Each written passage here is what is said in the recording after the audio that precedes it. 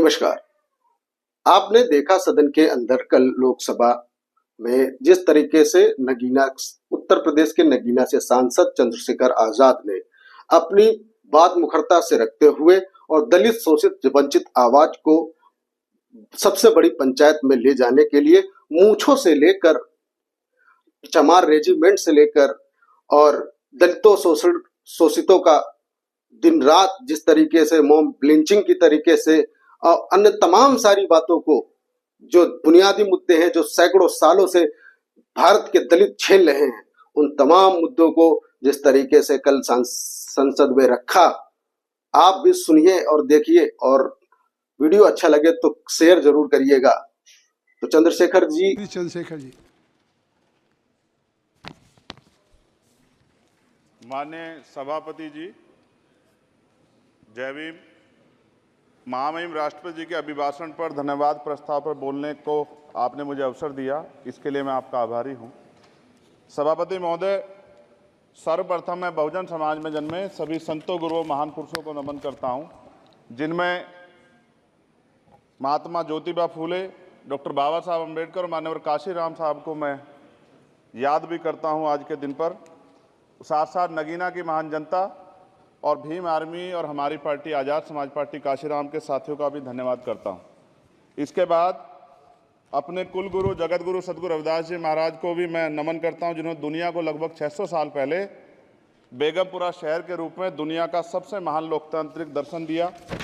अध्यक्ष महोदय, माननीय सभापति जी, 14 अगस्त 1947 को ये देश अंग्रेजों के अधीन था। 15 अगस्त 1947 को हम लोग आज़ाद हुए। 16 अगस्त 1947 को देश आज़ादी में था, लेकिन धन धरती राजपाट में बंटवारा नहीं हुआ। जो साधन संसाधन थे उनमें बंटवारा सही रूप से न होने के कारण एक बहुत बड़ी आबादी सुविधाओं से वंचित और सम्मान से वंचित रह गई। उनको सम्मान देने के लिए और अंतिम व्यक्ति तक सुविधाएं पहुंचे, इसके लिए लोकतंत्र की व्यवस्था हुई। लेकिन आज़ादी के 70 साल बाद भी हम कहाँ खड़े हैं, इस पर ये चिंता का विषय है। मैं मानता हूं कि सामाजिक न्याय तभी होगा माननीय सभापति जी, जब जातीय जनगणना पूरी होगी और जातीय जनगणना कराई जाएगी और साथ साथ संख्या के आधार पर आरक्षण जो है वंचित वर्गों का बढ़ाया जाएगा। उसके साथ साथ जब राष्ट्रपति जी अभिभाषण पर बात रख रही थी तो उन्होंने शहरी और ग्रामीण क्षेत्रों के विकास की बात कही और ये भी कहा कि दुनिया में सबसे उत्तम शहर हमारे यहाँ बने। लेकिन माननीय सभापति जी, 70% आबादी तो गांव में निवास करती है, तो गांव की आबादी के बारे में भी सोचना होगा कि उनका जीवन कैसे बदले। माननीय सभापति जी, उच्च शैक्षणिक संस्थानों में बहुजन समाज के जो छात्र हैं उनके साथ कास्ट एट्रोसिटी हो रही है, निरंतर उनकी हत्या हो रही है। साथ साथ जो सरकारी कर्मचारी हैं दफ्तरों में, उनके साथ भी जो SC ST OBC और मुस्लिम और अन्य धार्मिक अल्पसंख्यक हैं, उनके साथ भी माननीय सभापति जी जातिगत और धार्मिक जो है शोषण किया जा रहा है। इसलिए मेरी मांग भी है कि पुरानी पेंशन को भी अध्यक्ष जी बहाल किया जाए। जो कर्मचारी देश की सेवा में लगे हैं उनका भी सम्मान होना चाहिए। साथ साथ सभापति जी, भाजपा ने चुनावी लाभ के लिए सबका साथ सबका विकास के नारे दिए जो खोखले हैं, क्योंकि 10 साल में दलित, पिछड़े, आदिवासी, मुस्लिम और अन्य धार्मिक अल्पसंख्यक जो अत्याचार हुए हैं वो किससे छिपे हुए नहीं हैं। ये गलत है, ये बंद होना चाहिए। सभापति महोदय जी, महामहिम राष्ट्रपति जी के अभिभाषण में निजी क्षेत्रों में SC ST OBC को रिजर्वेशन देने का कोई उल्लेख नहीं हुआ है, जो कि आज चर्चा का विषय, क्योंकि 98% प्राइवेट सेक्टर है, 2% सरकारी सेक्टर है, तो 98% प्राइवेट सेक्टर में भी हमारी हिस्सेदारी की बात होनी चाहिए। माननीय सभापति जी, आशा कार्यकर्ताओं, आंगनबाड़ी वर्करों, भोजन माताओं के वेतन वृद्धि पे भी कोई उल्लेख नहीं हुआ है, वो भी अभी नंगे, उन पर भी सोचना पड़ेगा। माननीय सभापति जी, जिस क्षेत्र से मैं चुन के आऊँ नगीना से, वो बहुत पिछड़ा क्षेत्र है। उस क्षेत्र में कोई विशेष आर्थिक पैकेज नहीं दिया गया, रोजगार की सेवाएं नहीं है, नौजवान पलायन करता है। IIT, IIM, एम्स, केंद्रीय विद्यालय आदि शिक्षा में और चिकित्सा संस्थानों की स्थापना होनी चाहिए, जो कि नहीं है। और माननीय सभापति जी, मानसून सत्र आ गया है, मेरा क्षेत्र बाढ़ से बहुत प्रभावित है, इसलिए मैं आपसे आग्रह करूंगा कि वहां के लोगों को बाढ़ से निजात दिलाई जाए। माननीय सभापति जी, चीन हमें आंख दिखा रहा है और लगातार हमारे देश की सीमाओं में घुसपैठ कर रहा है, इसलिए अग्निवीर योजना को हटाकर पुनः सेना भर्ती शुरू की जाए और साथ साथ भारत की सबसे प्राचीन व बहादुर रेजिमेंट में से एक चमार रेजिमेंट को पुनः बहाल करा जाए, ऐसा भी मेरा आपसे आग्रह है। माननीय सभापति जी, पिछले सारे प्रधानमंत्रियों ने मिलकर जितना कर्ज लिया है उससे दुगना कर्ज हमारे वर्तमान के प्रधानमंत्री जी ने लिया है। किसान अगर अपना कर्ज माफ कराने के लिए जाता है तो लाठी झेलनी पड़ती है, जबकि सरकार ने धन्ना सेठों का 15 लाख करोड़ रुपए माफ किया है। इस ओर हमें ध्यान देना पड़ेगा, हमारी आने वाली पीढ़ियों को ये कर्ज चुकाना पड़ेगा। माननीय सभापति महोदय जी, किसानों को एमएसपी की लीगल गारंटी तथा किसानों का कर्ज माफ होना चाहिए। साथ साथ 2 अप्रैल 2018 को SC/ST के बच्चों पे बहुत बड़े पैमाने पे मुकदमे लगे थे। वो हमारी लड़ाई सही थी, ये सुप्रीम कोर्ट ने माना और बाद में सरकार ने माना। वो मुकदमे तुरंत वापस होने चाहिए।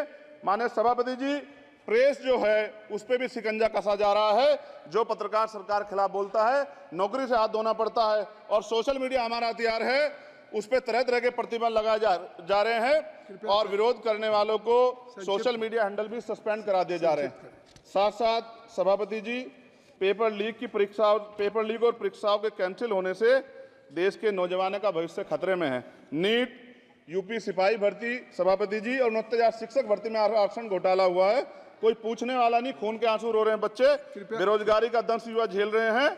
इसलिए मेरा आग्रह है कि युवाओं के लिए कृपया समाप्त करें। चंद्रशेखर, माननीय सभापति जी, मैं पहली बार बोल रहा हूं, आप कहेंगे मैं बैठ जाऊंगा। मैं आपकी बात, मैं संवैधानिक मर्यादा का पालन करूंगा, मगर हम तो माननीय सभापति जी सुन ही रहे हैं। आप बोलिए, 1 मिनट। धन्यवाद। 1 मिनट और बोलिए। अध्यक्ष सभापति जी, नारी सम्मान की बात करने वाली सरकार, हमने मणिपुर देखा सर, हमने पहलवान बेटियों का हर्ष देखा सर, और हमने सर हाथरस की बेटी का हर्ष देखा सर।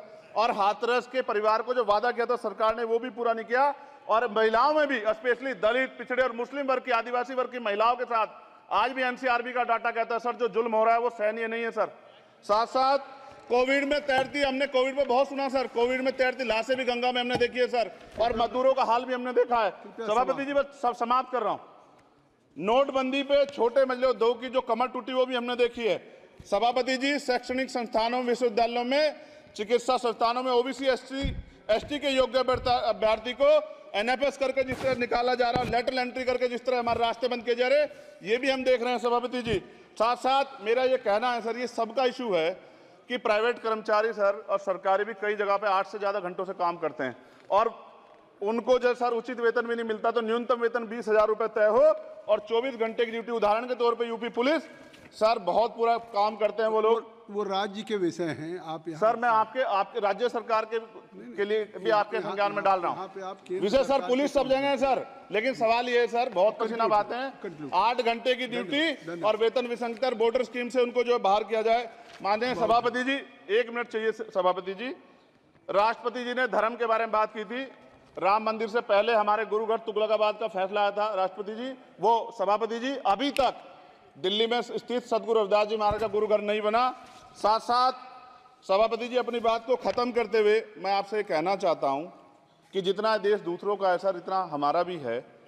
हम मरने के लिए पैदा नहीं हुए, जो चाहता है हमारी हत्या कर देता है।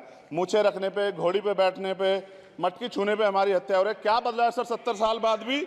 दलित, पिछड़े, मुसलमानों पे हिंसा नहीं रुक रही है सर। मेरा आपसे संरक्षण के साथ ये आग्रह है कि इन घटनाओं को रोका जाए और देश किसी की बपोती नहीं है। देश संविधान से चलता है सर और संविधान से चलेगा। संविधान छेड़खानी बर्दाश्त नहीं की जाएगी सर। धन्यवाद।